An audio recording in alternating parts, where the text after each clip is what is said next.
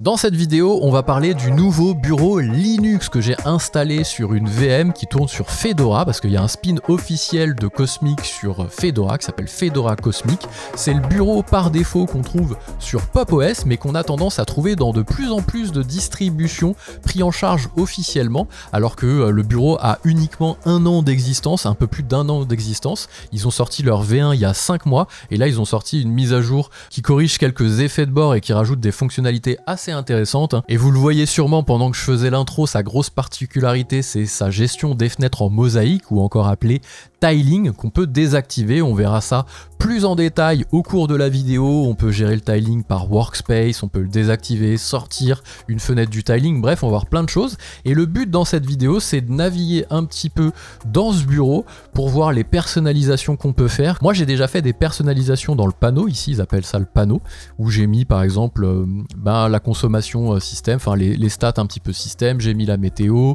j'ai mis des petites choses ici où on peut régler la luminosité normalement des écrans externes. C'est une grosse nouveauté qui est sortie. Lorsque vous avez un écran externe de branché, vous pouvez régler sa luminosité sans pour autant aller toucher les boutons directement derrière l'écran. Vous gérez la luminosité directement par le logiciel. Donc c'est une des grosses particularités de la dernière mise à jour qui est sortie tout récemment. Mais on va repartir du début, on va regarder un petit peu les personnalisations, l'affichage, les thèmes qui sont disponibles, et on va essayer de monter comme ça en puissance sur la distribution, voir les logiciels et les applications. Alors la première chose, on va rentrer un petit peu dans les réglages, on va regarder les paramètres Cosmic. Donc là j'ai activé sur ce workspace la gestion des fenêtres en mosaïque, vous pouvez le désactiver, ça j'en parlerai un petit peu après, mais juste pour vous donner une idée de pourquoi ça vient s'empiler comme ça, parce qu'il y a le tiling qui est activé par défaut, c'est moi qui ai choisi de l'activer par défaut sur tous mes workspaces, mais vous pouvez le désactiver. Alors on va retourner au début, ça on va passer vite, on s'en fout, réseau sans fil, Bluetooth, accessibilité, tout ça c'est des choses qu'on a l'habitude de voir, ça va commencer à devenir intéressant à partir de bureau. Bon, fond d'écran ici, pas de problème, on connaît, vous pouvez gérer les fonds d'écran par moniteur, etc. Donc ça on va passer rapidement là-dessus. L'apparence, on va avoir un thème clair ou un thème sombre qu'on va pouvoir régler, on va pouvoir gérer automatiquement le changement de thème en fonction de l'heure et du coucher du soleil et du lever du soleil. Vous avez une gestion des couleurs d'accentuation. Ça, quand vous avez plusieurs fenêtres, je vais vous montrer aussi le launcher, ce genre de choses, tout ça on va en parler, parce qu'on peut faire des choses dans le launcher directement, pas que faire du recherche comme un Fuzzy Finder où on pourrait trouver juste une recherche dans GNOME où on lance des applications. On peut aussi faire par exemple du run, on peut lancer des commandes dans le terminal, on peut faire des recherches directement par le launcher. On va voir toutes ces petites choses là. Là je vais lancer juste une petite fenêtre à côté pour vous montrer que s'il y a des applis qui viennent s'empiler, c'est que j'ai activé par défaut l'empilement. Voilà, on va se mettre ça en grand. Et donc tout ça aussi pour vous dire que, c'est ce que je voulais vous dire au début, mais j'ai digressé, c'est que la couleur d'accentuation c'est ce qui vient entourer les fenêtres et savoir dans quelle fenêtre on est de façon active. Si je relance ici par exemple un terminal, eh bien je peux choisir avec super et les flèches directionnelles quelle fenêtre est activée. Elle sera entourée de la couleur d'accentuation. On peut aussi utiliser les touches à la Vim, donc HJ KL, pour pouvoir se balader sur les flèches directionnelles comme on se baladerait avec les flèches directionnelles en fait. Et en restant appuyé sur Shift, on peut changer ce que je montrais tout à l'heure en intro. On reverra quand on parlera de la partie tiling. On peut aussi changer la disposition des fenêtres dans le tiling en fait. Donc là on va juste fermer le terminal pour avoir plus de place. La couleur d'accentuation on peut la régler ici, on peut gérer une couleur complètement personnalisée avec un code hexadécimal, on va se mettre ici par exemple en bleu, c'est la fenêtre par défaut. L'arrière-plan des fenêtres c'est ce qu'on voit derrière, donc vous pouvez vous mettre sur un arrière-plan complètement personnalisé.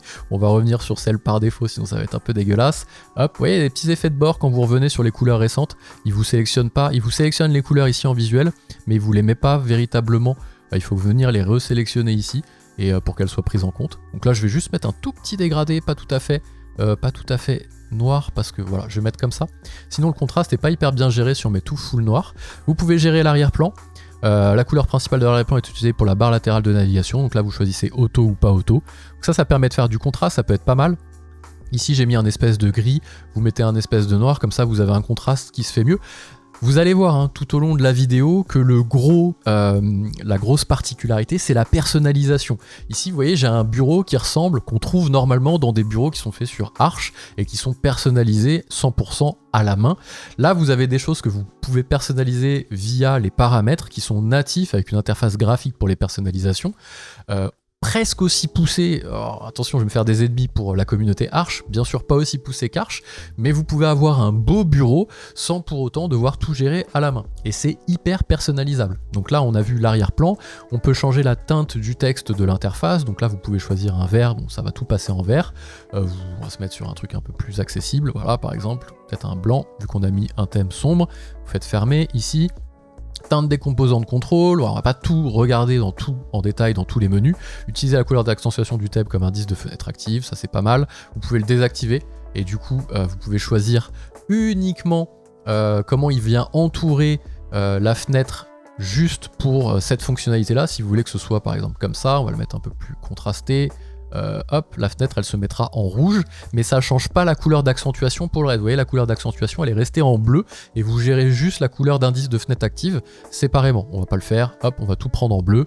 Voilà. Vous pouvez choisir ici le style rond, légèrement rond. Vous voyez c'est plutôt au niveau du dock ici que ça vient changer et des boutons. Vous voyez les boutons, regardez au niveau des boutons quand je fais le changement. J'ai pas tout de suite compris c'était quoi la différence, je regardais plutôt au niveau des fenêtres, mais ici le légèrement rond il est plutôt au niveau des boutons et du dock. Moi je trouve que rond c'est pas mal, carré c'est un petit peu brutal, je vais mettre rond. La densité de l'interface plus ou moins compacte, si vous voulez que ça prenne plus de place, moins de place sur l'écran, on va se mettre en... Peut-être qu'on va se mettre en spacieux pour le test, vous y verrez mieux. Quoique confortable c'est pas mal aussi, je regarde sur le retour. Taille de l'indice de fenêtre active ici, c'est pour le fait que ce soit entouré plus ou moins gros. Espace entre les fenêtres, parce que lorsque vous lancez, on va lancer plusieurs fenêtres, comme ça on verra bien la différence. Bah vous avez des espacements entre les fenêtres, ce genre de choses, la police système que vous pouvez régler, qui est vraiment pas mal. On va le voir plus au niveau des docks et des... pas au niveau du bureau, mais on le verra plus au niveau de l'apparence et des docks. Donc là on a vu du panneau et des docks, pardon. Au niveau du panneau, vous pouvez masquer automatiquement le panneau. Le panneau c'est ce qu'il y a en haut. Et là moi je le laisse activer parce que vu que je suis dans une VM, il essaye à la fois lorsque je passe ma souris en haut de m'afficher le menu du GC1 de VM, donc GNOME Boxes, et le menu et mon panneau qui se baisse. Donc ça vous pouvez le faire si vous le souhaitez, moi je vais pas le faire ici pendant la démo. La position, bon à gauche, à droite, c'est un peu bizarre. Hein. Autre part qu'en haut, je trouve ça bizarre, à moins que vous inversiez les deux, que vous mettiez le panneau en bas, le dock en haut. Honnêtement, je vais quand même faire des choses plutôt conventionnelles. Est-ce que vous choisissez de l'afficher sur tous les écrans ou que sur un écran en particulier? L'espace entre les panneaux et le bord de l'écran, ça va mettre un espace en haut, c'est franchement disgracieux, dites-moi ce que vous en pensez. Je trouve que l'espace il est valable dans le dock, mais en haut c'est un peu dégueulasse.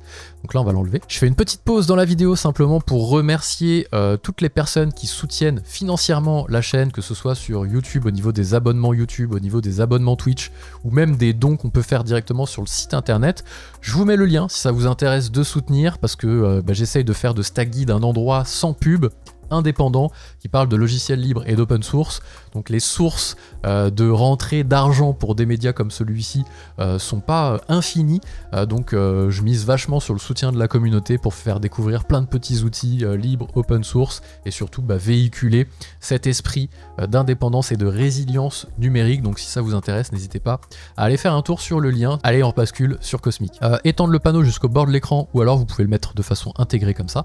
On verra pourquoi je le laisse de façon étendue, parce que pendant les tests on l'a fait le rendre transparent et c'est vraiment très stylé.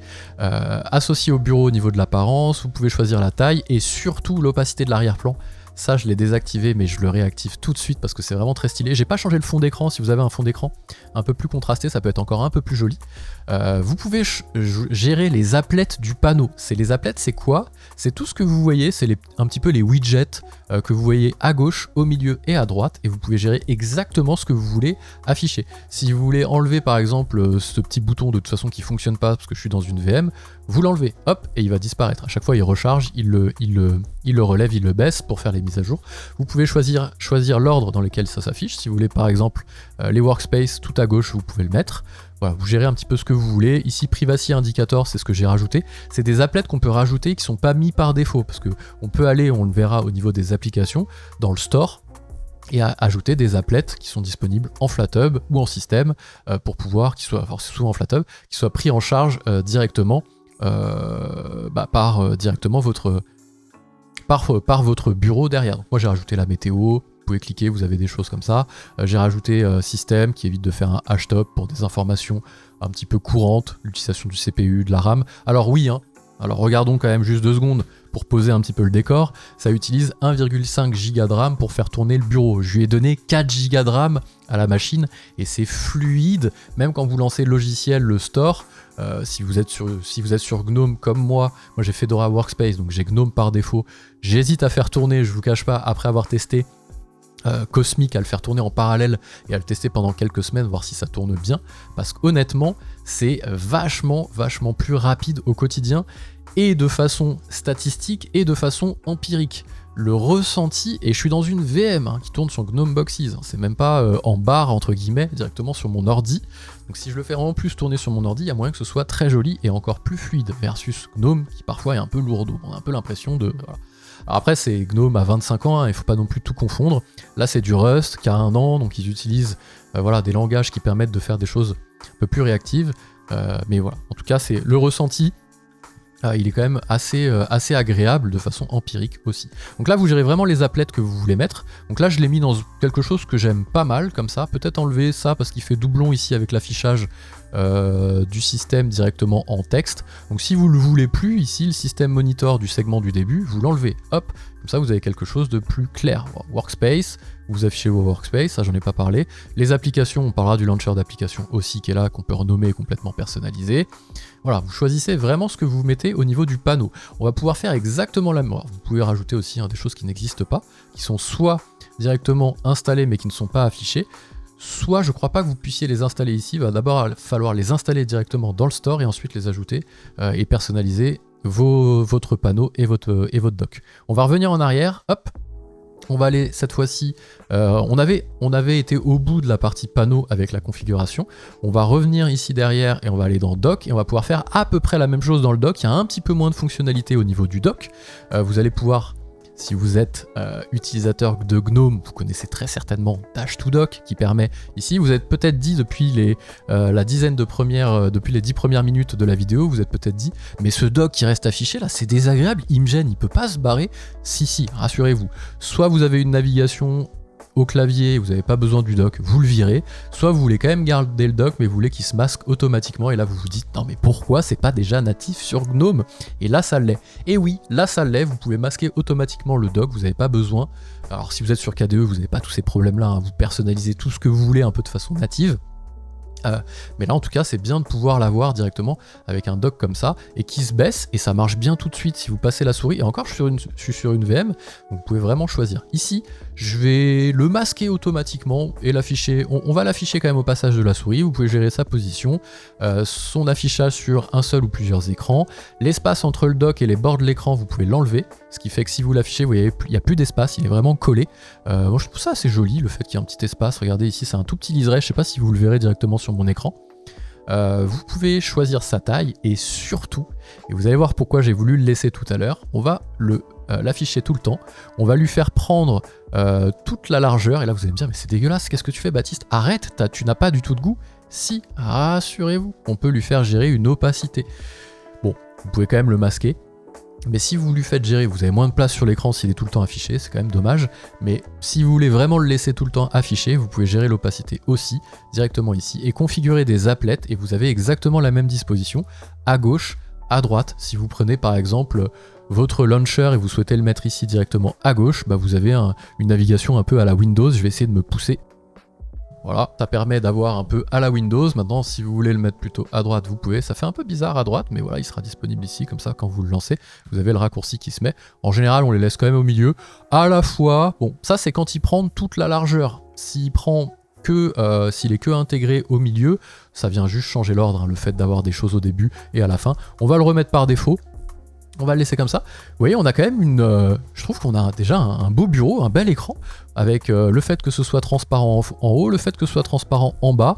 On peut potentiellement ici peut-être, ce que j'aurais fait, moi j'aurais mis un peu d'opacité ici au niveau du dock, peut-être. Je l'aurais pas fait prendre toute la taille directement, hop, en étendant. On a quelque chose de joli et je l'aurais réduit pour avoir vraiment une navigation qui prend toute la place, parce que c'est quand même le but d'avoir une navigation qui prend toute la place. Et à la fois, si je passe ma souris dessus, ouais, j'ai quand même un truc sympa en fonction de la couleur des fenêtres, ça peut être agréable d'avoir quand même un tout petit peu de contraste, quelque chose voilà, comme 36%, en tout cas c'est ce que j'aurais fait, après chacun fait ce qu'il veut.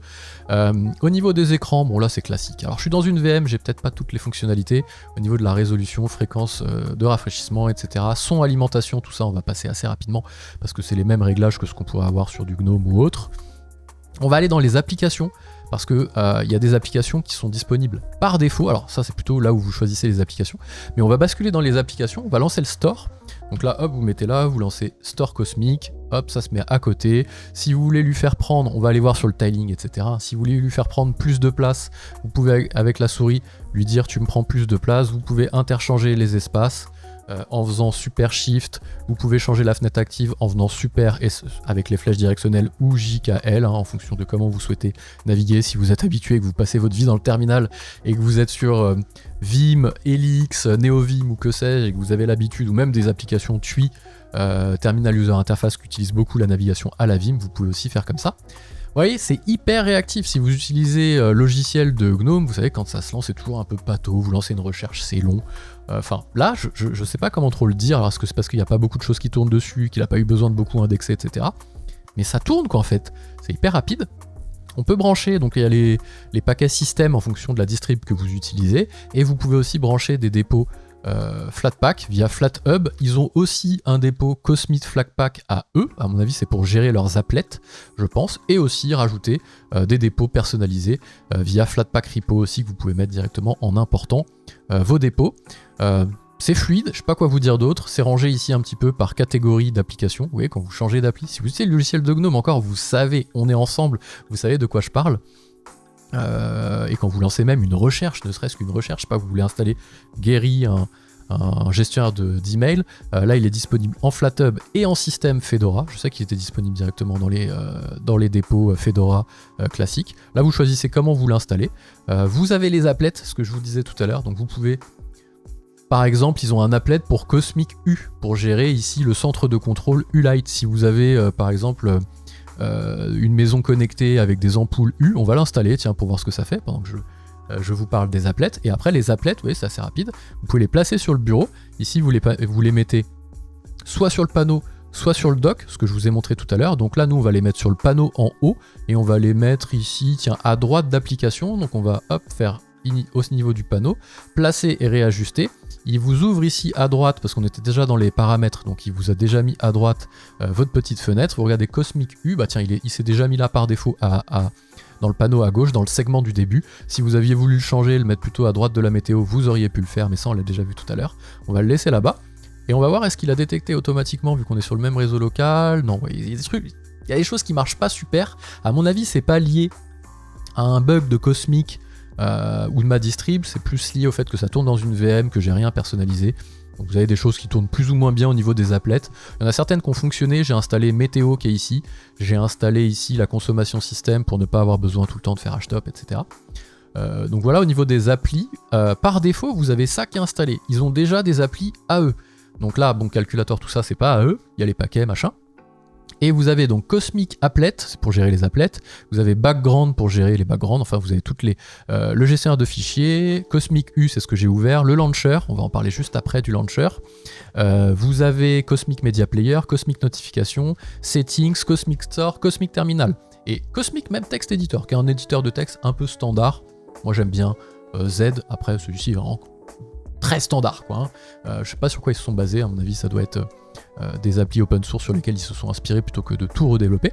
Vous avez la suite LibreOffice, vous avez Firefox, vous avez LocalSense, c'est moi qui l'ai rajouté. Il y avait Networking, Neko, Ocular pour les PDF, OpenH264, c'est les codecs, ils étaient déjà installés. Privacy Indicator, je l'ai rajouté. Vous savez, quand vous lancez la caméra, vous avez un petit point rouge qui s'affiche. Je l'ai mis ici en haut à gauche, là il n'y a rien qui partage mon micro, ma caméra ou qu'enregistre mon écran. Sinon ce serait disponible. J'enregistre mon écran via mon ordi, etc. Donc c'est pour ça que j'ai pas le petit panneau rouge, alors que j'aurais pu l'avoir l'équivalent sur directement mon ordi à moi. Ici c'est l'équivalent de ça en fait, hein, sur GNOME. Voilà, je reviens dessus. Ça c'est les applis par défaut, vous avez tout un tas d'applis par défaut. Sysinfo c'est moi qui l'ai rajouté, System Monitor c'est moi qui l'ai rajouté. Maintenant on va parler un petit peu du launcher d'application. Le launcher d'application qui n'est pas le launcher classique. Ici il va vous classer les applications, accueil avec toutes les applications récentes, bureau, toutes les applications bureautiques. Si ça vous plaît pas ici bureau, vous pouvez rajouter et renommer par exemple bureautique, vous faites entrer. Par défaut, il y a bureautique, système, utilitaire. Vidéo, c'est moi qui l'ai rajouté. Pourquoi? Parce qu'on peut créer des dossiers ici, démo par exemple, et vous venez prendre Htop et vous le mettez ici directement dans démo, et il vient vous le mettre hop dans démo, ce qui fait que lorsque vous le lancez, vous avez Htop qui est directement encapsulé ici. C'est du tiling. On va parler du tiling juste après. Je vais juste finir ici au niveau du launcher d'application. Voilà ce que vous pouvez faire au niveau de la personnalisation. Au niveau du launcher, vous avez le launcher classique où vous venez pouvoir changer, vous pouvez changer la fenêtre active avec CTRL 1, CTRL 2. Vous avez par défaut, lorsque vous faites super, uniquement en entrée les applications qui sont actives. Vous pouvez rechercher pour dire par exemple vidéo, vous lancez le lecteur multimédia, il vous lance le lecteur multimédia en plus. Donc vous avez une recherche classique d'applications, comme vous auriez pu l'avoir dans Rofi, Wofi, des menus, Recast, mais vous avez aussi des raccourcis de commande. Vous avez la calculatrice que vous pouvez faire avec la syntaxe égale, vous pouvez avoir la file navigation avec la syntaxe slash pour rechercher. Je crois que c'est comme ça, voilà, vous recherchez directement, par exemple, je sais pas, vous tapez menu, il vient chercher directement avec le mot-clé menu. Vous avez quoi d'autre? Vous avez les documents récents, donc là vous pouvez faire récent, hop, il vous ouvre automatiquement les choses récentes que vous avez, et les applis et les documents, si vous avez ouvert des documents. Au niveau de ça, vous avez run pour lancer une commande dans le terminal, et web search avec par exemple DDG, DuckDuckGo, donc là vous faites DDG, Cosmic, et il vient vous lancer une recherche directement dans Firefox. Ça devrait s'ouvrir si ça fonctionne. Il y a peut-être un truc que j'ai mal réglé. Bon, il y a un truc que j'ai mal réglé, il s'est pas mis. Bon, normalement ça fonctionne, mais le plus intéressant c'est surtout run par exemple fast fetch. Là, si vous faites ça, fast fetch, hop, avec mon micro devant le clavier, c'est pas évident, et ben il vient vous mettre votre fast fetch directement ici. Bon là, il est un peu petit pour que ce soit joli, on va le mettre hop ici, vous réglez un peu la taille, vous le mettez en haut, bon c'est pas très beau, il faut qu'il ait un peu plus de place normalement. Après vous pouvez fermer avec Super Q les applis, vous fermez tout, vous recommencez, ici vous faites run fast fetch, et là normalement ce sera un peu mieux. On va faire Enter to Kit, et je vais enfin vous parler du tiling, où bah, vous avez déjà vu au cours de la vidéo, hein. Vous lancez une application, alors par défaut il est activé sur le workspace, puisque j'ai décidé de l'activer, mais vous auriez très bien pu dire que le comportement des nouveaux espaces, c'est de faire du flottant. Et dans ce cas-là, ici, vous le désactivez, parce qu'il était activé par défaut.